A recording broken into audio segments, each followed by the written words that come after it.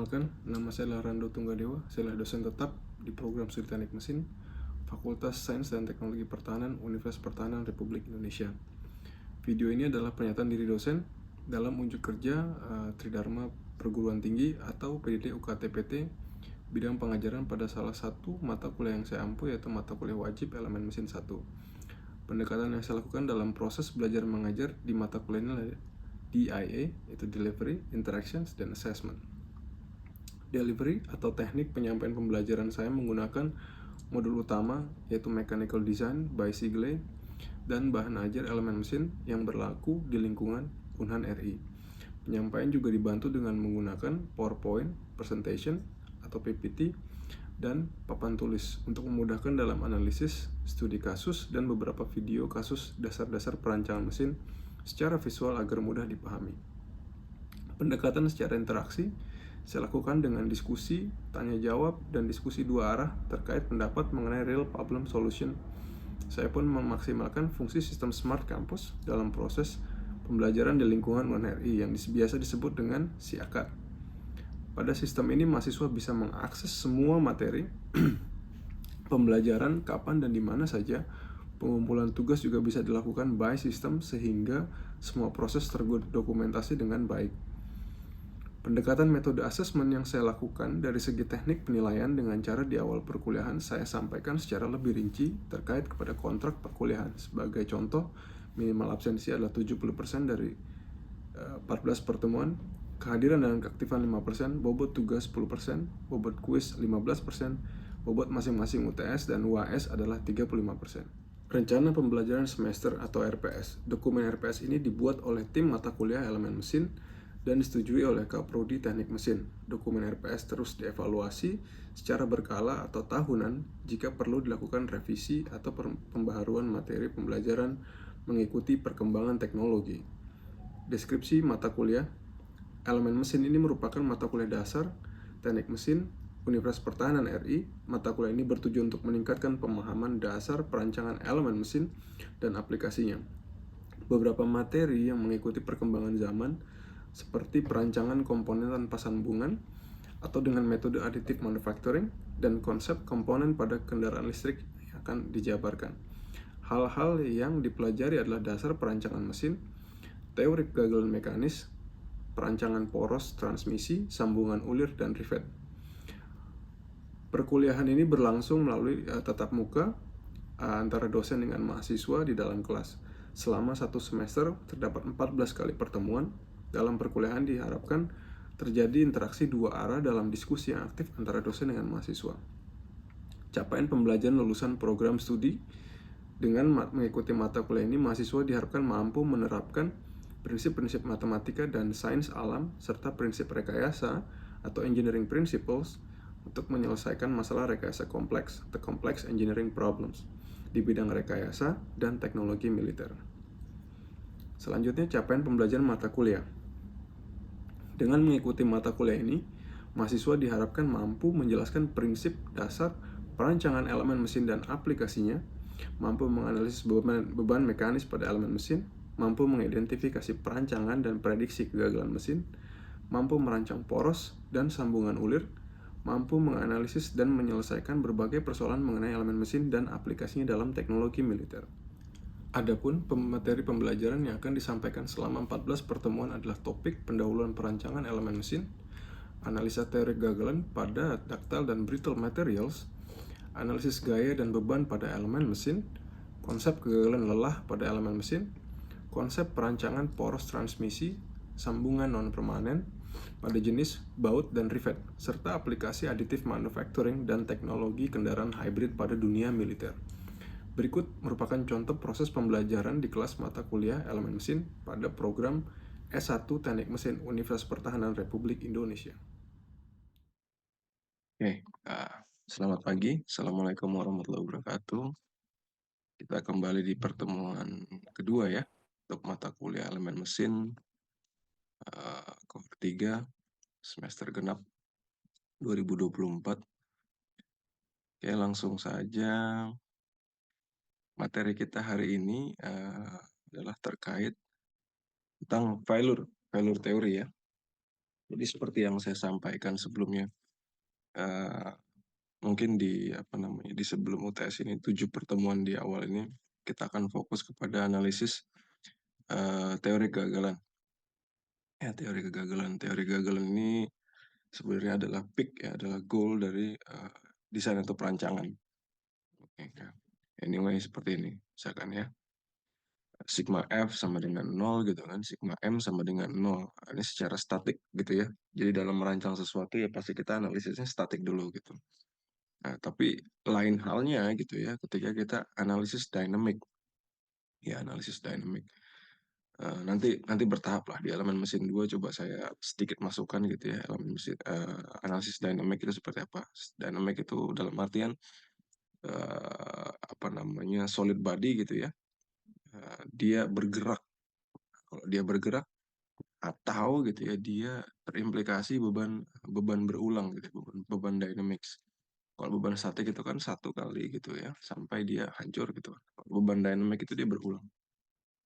Bagaimana analisisnya nanti kita pelajari lebih lanjut.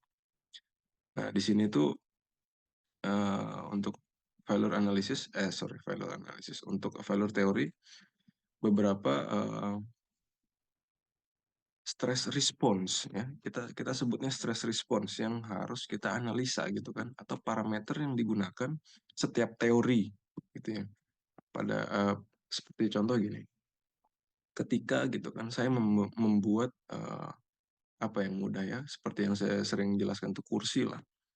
Kalau saya membuat kursi gitu kan, stres parameter yang paling saya, apa namanya, yang paling saya, konsiderasi atau pertimbangkan gitu ya, itu pasti kan gaya berat gitu ya, bobot gitu kan, bobot tubuh atau gaya gravitasi lah, sehingga, kuat gitu kan kursi itu. Nah, ketika saya membuat apalagi, misalkan, yang berputar lah, poros gitu ya, engine atau poros apa namanya biasanya itu, eee, planetary gear itu yang di gear belakang gitu ya, poros, transmisi. Poros transmisi kalau kita pakai penggerak belakang kan pasti ada poros transmisinya tuh, ya kan, dari engine, terus kemudian dia lari ke, gearbox gitu ya, gearbox untuk memutarkan ban. Itu dia punya namanya gerakan berputar gitu kan. Nah, gerakan berputar ini, ketika kita mendesain sesuatu yang berputar gitu, apa gitu kan, misalkan torsional stress ya, kita belajar di MKM kemarin, bagaimana menghitung stres atau tegangan torsi, putar gitu kan. Nah, jadi torsional stress ini menjadi parameter utama gitu kan. Seberapa besar torsional stress yang bisa kita izinkan gitu ya, yang bisa diperbolehkan atau bisa disebut dengan allowable stress. Ya, tegangan yang diizinkan. Tegangan-tegangan yang diizinkan. Ada yang bisa torsional gitu ya, ada yang aksial atau tadi seperti gaya berat. Nah, inilah di sini. Ada normal, shear atau bending moment diagrams. Ini juga kita sudah pernah ya, kita sudah belajar untuk membuat ini kan, diagram gaya normal gitu kan, diagram gaya geser V gitu ya, diagram moment itu kita sudah pernah buat ini. Nah, kemudian beberapa stres-stres yang tadi saya bilang gitu ya, parameter-parameter ini uniaxial, pure shear gitu ya, atau murni gaya geser gitu kan. Ada bending stress, ada transverse, ada torsional shear stress, ada pressure vessel bahkan.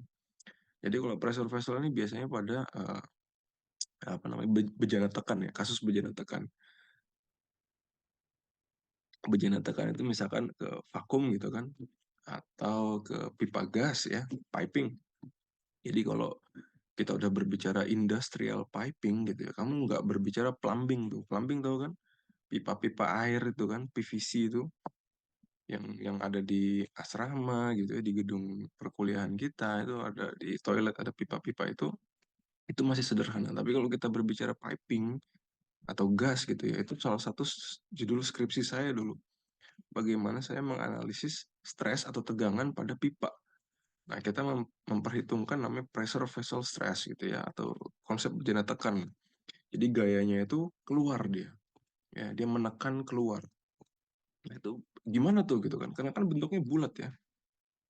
Jadi apa teori-teori yang bisa, apa namanya, yang bisa kita aplikasikan gitu kan, untuk mengakomodir semua jenis tegangan ini gitu ya. Dan kita sebagai seorang desainer pun perlu gitu ya, sangat perlu untuk bisa langsung mengasumsikan atau menentukan stres parameter apa yang paling penting. Ya, contoh ini saya, introduction dulu lah. Ada yang namanya state of stress gitu ya, state of stress. Ada 2 dimensi, ada 3 dimensi ya kan. Kalau 3 dimensi itu, kompleks gitu aja lah. Tapi kalau 2 dimensi itu plain ya. Bisa kita itu merupakan asumsi juga gitu loh. Bisa kita menyederhanakannya dalam, bentuk 2 dimensi gitu ya. Contoh 2 dimensi itu ada X dan Y aja gitu kan. Bisa kita sederhanakan dalam bentuk bisa juga kita hitung dalam bentuk 3 dimensi gitu kan. Dan bahkan gitu ya, dalam kasus-kasus kompleks atau bentuk geometri yang kompleks, sebagai seorang desainer kita bisa menentukan itu 4 dimensi, 5 dimensi, 6 dimensi, terserah gitu ya. Tergantung dari kompleksitas, geometrinya gitu kan. Sebagai contoh satu saya lagi ada project juga untuk skripsinya membuat monocoque design gitu ya, frame Sanji. Dia buat, bener-bener frame-nya itu nggak ada sambungan gitu kan, namanya monocoque ya, nggak ada sambungan, itu kompleks sekali desainnya. Benar-benar kita runut dari awal gitu ya, tanpa ada, handbook sebagai acuan, bayangin. Tidak punya, apa namanya, kita tidak benar-benar inilah, desain sendiri gitu, dan itu langsung ke finite element analysis. Jadi benar dia langsung buat 3D-nya gitu kan, dan kita melihat sedikit, apa namanya, setiap, bukan sambungan, setiap geometrinya itu seperti apa itu kita perhitungkan, walaupun makanya kita baru bisa lebih sederhana ya sasis motor gitu kan. Harapannya sih nanti kita bisa membuat sasis mobil atau bahkan sasis kendaraan-kendaraan militer, sehingga kita bisa uji gitu kan secara komputasi. Nah, itu kita pakai 3 dimensi gitu kan. 3D state of stress. Nah, itu ada yang namanya sigma X gitu kan, sigma Y, dan ada disumbu Z gitu, sigma Z. Kemudian sama juga, tegangan gesernya itu ada tau X, Y gitu ya, tau YX ya, tau di sini kan ada tau Y, Z, dan sebaliknya. Kayak gitu. Jadi memang benar-benar murni gitu ya, konsiderasi daripada si desainer. Nah, kemudian kita juga mempelajari konsep daripada strength of material gitu ya. Strength of material. Jadi, untuk apa namanya, ada yang namanya stress analysis gitu kan. Stress analysis itu kita melihat beban-beban, eksternal ya, atau loads, beban eksternal. Kemudian ada beban internalnya juga bisa kita ini kan untuk kasus-kasus tertentu seperti pressure vessel tadi, pipa. Nah, sekarang konsep kedua adalah kita mempertimbangkan material strength, ya, atau strength of material. Strength of material itu konsepnya apa? Ada yang bisa jawab nggak? Apa sih parameter strength of material yang paling penting? Hmm?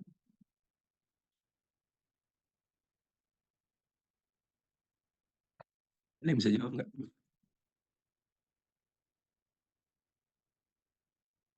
Dit,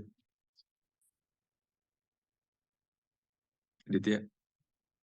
Izin Pak, izin jawab. Hmm. Yang saya tahu cuma ada yang saya tahu yield strength, Hmm. yield strength, tensile strength sama fatigue strength gitu, Pak. Oh, Kayaknya oke, good. Nah, ini untuk maximum shear stress atau TRESCA tadi ya, yang pertama untuk ductile materials. Namanya juga MSS gitu ya, maximum shear stress. Yang kita gunakan adalah shear stress gitu ya, atau tegangan gesernya kayak gitu.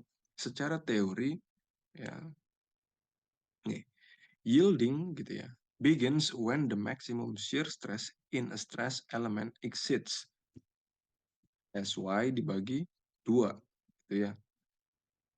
Jadi dia, apa namanya, ya udah melebihi yield strength-nya kayak gitu. Sudah melebihi yield strength-nya. Kenapa sih dibagi 2? Nah, kenapa dibagi 2? Ini terkait kepada, analisis plane stress nanti ya. Ada sigma 1, sigma 2 gitu kan. Kalau kita pakai 2 stress, 2 sigma, maka yield-nya pun harus kita bagi gitu ya, bagi 2 seperti itu. Nah, ini contohnya. Jadi kalau untuk kasus MSS gitu ya, maximum shear stress, ini grafik apa sih ini gitu kan. Kalau kalian lihat ya grafik ini sebenarnya adalah experimental data ya, experimental data. Kalau kamu lihat nih di sumbu Y adalah sigma 2 gitu kan, sumbu Y adalah sigma 1. Kita sudah paham ya sigma 1 sigma 2 itu apa ya. Masih ingat kan yang gambarnya apa, yang circle Moore tuh, yang kotak ya, principal state of stress, kemudian ada element of stress kotak itu, kemudian ada sigma 1 ke atas, atau sigma di sumbu X ada sumbu Y gitu kan, sehingga kita bisa dapat nilai sigma 1 sigma 2 ya. Kemudian kita buat circle Moore dulu, baru yang ujung-ujung lingkarannya itulah sigma 1 sigma 2. Nah sigma 1 sigma 2 itu kalau kita plot gitu ya, atau kita kita masukkan ke dalam grafik lah. Nah, nanti posisinya seperti ini gitu ya. Sumbu Y sigma 2, sumbu X sigma 1.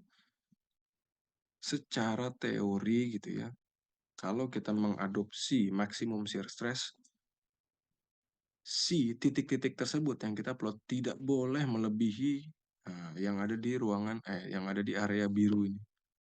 Ya, tidak boleh melebihi itu. Jadi kalau ada titik nanti di atas gitu ya, di sini, titiknya di sini gitu kan, dipastikan material itu gagal. Walaupun saya ulangi lagi ya, walaupun secara fisik secara penglihatan gitu itu belum retak misalkan ya, atau belum pecah lah. Tapi kita sebagai desainer sudah menganggap itu adalah batas gitu ya. Batas ini udah pasti rusak nih. Entah itu udah rasanya tidak nyaman lah. Jadi tidak harus secara fisik gitu terlihat hancur langsung gitu, enggak juga gitu kan. At least dia sudah terdeformasi secara plastis gitu yang besar, sehingga kalau kita gunakan lagi bahaya. Contohnya seperti itu. Kalau dia misalkan ada di sini datanya, ya itu kita anggap sudah tidak aman ya, unsafe. Oke. Nah, kalau dia masih di dalam sini gitu ya, itu kita anggap safe, aman.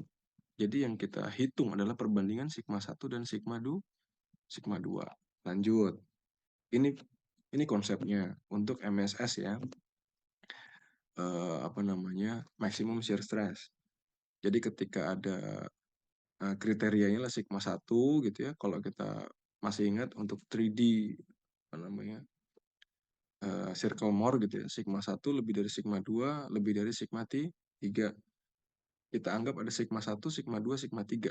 Nah, tau max, kalau kamu masih ingat, tau max itu kan sebenarnya adalah tertinggi, ya kan? Jari-jari kan? Masih ingat kan? Masih ingat enggak? Jari-jari kan? Kalau di circle Moore itu tau max. Nah, berarti tau max Siapa? iya, harus masih ingat. Nah, tau max itu adalah sigma 1 dikurangi sigma 3 dibagi 2. Oke? Nah, sekarang kalau konsepnya itu kita tarik aksial gitu ya. Ini di sini kita tarik aksial. Ya gitu kan. Nah, jadi sigma tensor dari stresnya itu adalah hanya ada nilai yield ya. Jadi kita tarik sampai batas yield stress. Jadi sigma 1 gitu ya untuk di sumbu Y sama dengan SY. Nah, sigma 2, sigma 3-nya 0. Ya, sehingga taunya atau shear stress-nya itu sama dengan SY dibagi 2. Ya kan? Tadi kan tau max-nya begini nih. Ya, tapi kita hanya punya nilai sigma 1. Ya kan? Sigma 1 itu sama dengan yield strength. Ya, jadi tahu shear strength-nya gitu ya sama dengan yield strength dibagi 2 kayak gitu ya. Jadi ini substitusi lah ke bawah. Karena ada beberapa kondisi ini ya, kondisi ini yang paling penting nih. Oke. Nah, untuk kondisi yielding gitu ya, sigma 1 dikurangi sigma 3 itu harus lebih besar daripada SY yielding. Nah, untuk fracture itu kita perbandingannya kepada ultimate tensile strength, ya kan? Nah, sekarang untuk kriteria desainnya, jadi sigma 1 dikurangi sigma 3, ya kan, sama dengan SY dibagi nilai N. Ya nggak? Tahu nggak nih dari mana? Ini yang paling penting yang di bawah nih. Tahu nggak dari mana? Sigma 1 dikurangi sigma 3 dibagi 2, Iya, nilai coba. ya kan? Ini kan tadi kayak gini nih, ya nggak? Coba. Sedangkan N itu kan adalah beban operasi, ya, strength dibagi stres, ya nggak? Yang dimiliki material properties, ya kan? Nah, sigma 1, sigma 3 ini kan operational stress. Sehingga sigma 1 kurangi sigma 3 sama dengan SY dibagi N. Nah, itu untuk desain safety-nya ya. Safety factor lah. Seperti itu. Ini runutannya. Simetri. Karena ketika kita berbicara hukum Newton ketiga, aksi dan reaksi, ya, kita berbicara counteract force, ya kan? Gaya yang meng-counter atau yang menjadikan suatu sistem tersebut equilibrium. Setim bang, sigma M sama dengan 0, sigma M sama dengan 0. Untuk kasus pure bending, gitu ya, kuncinya, jadi kalau kalian nanti merancang sesuatu, gitu, kalau merancang itu kan kita belum tentu langsung menghitung secara diagram analisis force-nya, tapi kita punya ide dulu kan di awal kan. Oke, kamu mau, saya gambar dulu deh, ya kan? Saya gambar. Ketika kita menggambar secara sederhana atau sketsa secara sederhana, sketching gitu, kita punya asumsi yang bisa kita analogikan. Yang pertama adalah equal and opposites. Kunci adalah equal dan opposite. Jadi besar force yang diterima, gitu ya, itu harus sama besarnya. Contoh untuk kasus sederhana yang pertama, walaupun dia ada arahnya macam-macam gitu ya, ya, tapi besarnya itu harus sama. Besarnya harus sama. Mungkin nggak? Pertanyaan saya, jika di sini 2x, di sini hanya x. Tidak ya? Tidak. Mungkin ketika di counter di sininya gitu ya, ya kan? Sehingga secara simetri gitu kan, atau dimensi ini kan L, berarti sini kan 1,5 L gitu ya. Sumbunya kan, sumbu simetri kan L. Dan sama gitu, sebelah kanan dan sebelah kiri. Maksudnya adalah untuk mengejar harus equal dan kita masih berbicara equilibrium.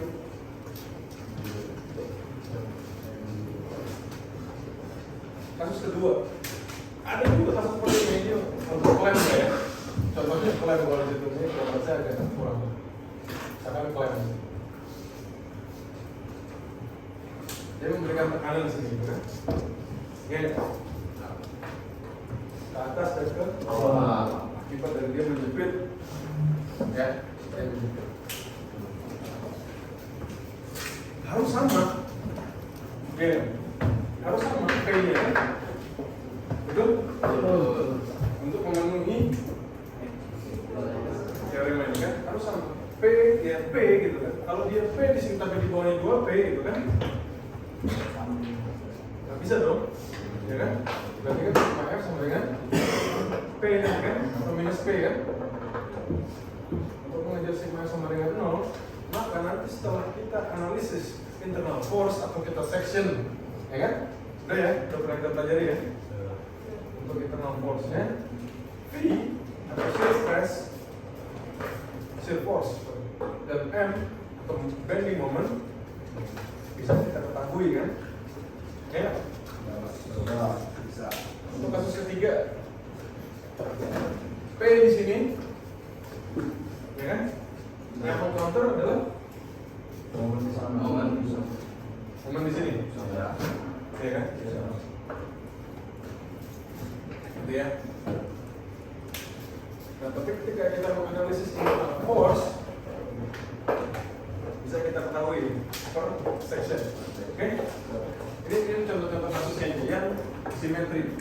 Dia harus opposite dan equal. Nah, untuk beberapa kasus sederhana kita bisa, kemarin juga kita belajar sedikit mengenai ketika tampak samping, gitu kan?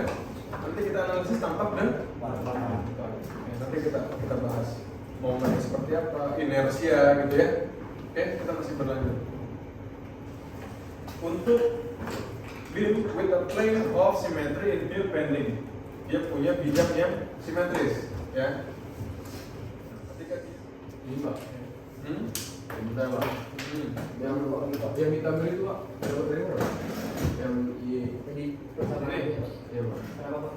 Ini apa? 20 itu dari itu loh. sentral Bang. Dari center ke Oke. bawah. Oh, nilainya dari mana gitu? Jadi saya tanya, tahu nilainya dari mana? Ini kan ada 1 dan 2, ya? Which is kalau 1, berarti ini dari di sini nih, di tengah kan? Kita hitung, ya kan? Kalau dari bawah, Y1 tuh 50 mili, betul? Betul nggak? Betul. Y-nya 50 ya kan? Di sini, sekarang untuk geometri 2, Y-nya berarti separuh dari 4. Berarti 20. Kenapa yang pada saat itu enggak 10 ada Pak? Hah? Yang jadi 50 tadi Pak? Kenapa diukur dari bawah? Dari Karena bawah. diukur dari 2 seksi. Kan dari senternya kan ini sumbunya gimana? Dari bawah lah. Maksudnya gimana? Hitungnya dari sini gitu? Siap. Yang pertama Dipecah gitu? Siap. Satu sini, satu sini. Ya bisa, ini kan kita tinjau menjadi satu kesatuan. Kamu harus menentukan titik absolutnya di mana? Ya, sulit ya kalau kamu menentukan titik absolut di sini. Ini jadi titik absolut nih, 0 nih, berarti ini minus kan? Sulit dong. Ya gitu. Kalau luas area gampang ya, tinggal B kali H kan? Panjang nih berapa nih? Yang di sini 20 dikali 9. Ini 40 kali 3. 10. Y kali A sama bla bla bla bla. Dapat bagi 38 milimeter. Itu untuk nilai Y. Tadi merupakan cuplikan proses pembelajaran saya mengajar kepada mahasiswa. Itu saja yang bisa saya sampaikan pada video ini. Semoga bermanfaat. Terima kasih.